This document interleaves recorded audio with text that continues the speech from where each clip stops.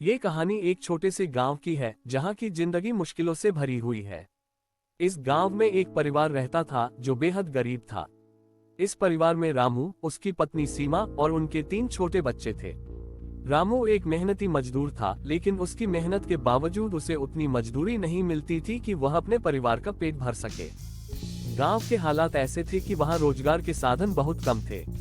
रामू को जब भी काम मिलता वह दिन रात मेहनत करता, परंतु कई दिनों तक उसे कोई काम नहीं मिलता था।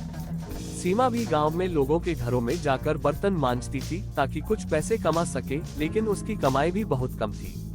उनके घर की हालत बेहद खस्ता थी। एक टूटी फूटी झोपड़ी थी जिसमें वो रहते थे। बारिश के दिनों में पानी छत से टपकता और घर में कीचड़ भर जाता।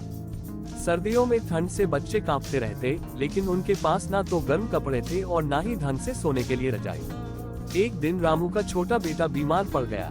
उसके पास इलाज के लिए पैसे नहीं थे। गांव के डॉक्टर ने दवा लिख दी, लेकिन रामू उससे खरीद नहीं पाया।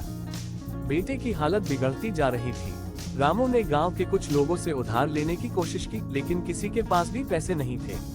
कई दिनों तक बच्चे की तबीयत और बिगड़ती गई। रामू और सीमा दोनों ही बेबस थे।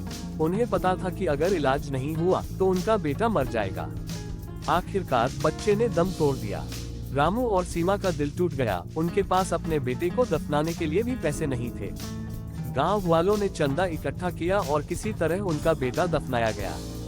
ये दुख और गरीबी की कहानी सिर्फ रामू और उसके परिवार की नहीं थी। इस गांव में कई ऐसे परिवार थे जो गरीबी से जूझ रहे थे। सरकार की ओर से जो मदद मिलती थी वह गांव तक कभी नहीं पहुंच पाती थी। गांव के लोग हर दिन पेट की आग बुझाने के लिए संघर्ष करते थे और कई बार उनके पास खाने के लिए कुछ नहीं होता था। रामू के परिवार ने बहुत कठिनाइयां झेली, लेकिन वे कभी हार नहीं माने।